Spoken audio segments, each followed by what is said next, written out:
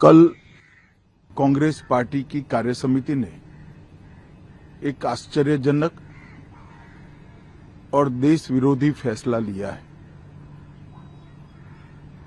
उन्होंने अपनी पार्टी के 37 के रिजोल्यूशन को फॉलो करते हुए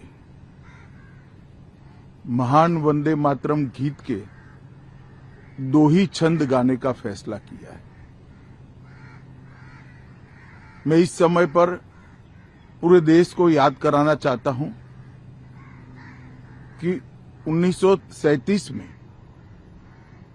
कांग्रेस पार्टी ने मुस्लिम अपीसमेंट के लिए वंदे मातरम के 2 टुकड़े कर देश के विभाजन की नींव डाली थी और वहीं से 2 राष्ट्र के सिद्धांत को ताकत मिली थी और अंततोगत्वा देश का विभाजन हुआ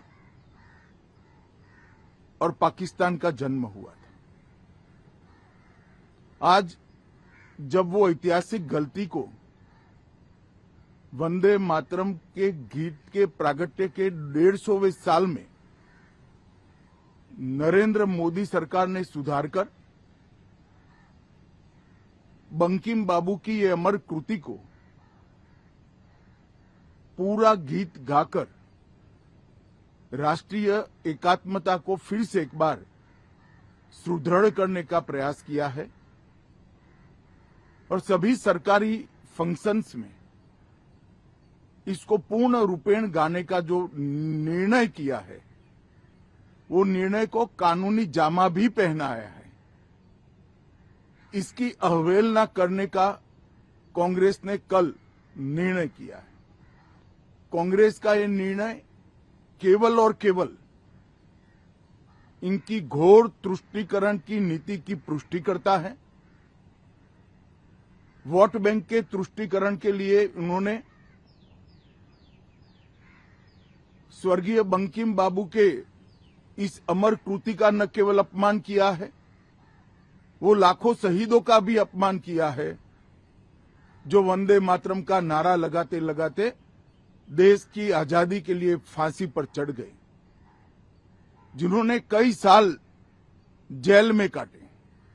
आज कांग्रेस पार्टी 1937 का अपनी पार्टी का रिजोल्यूशन मान रही है और पार्लियामेंट के एक्ट को नकार रही है।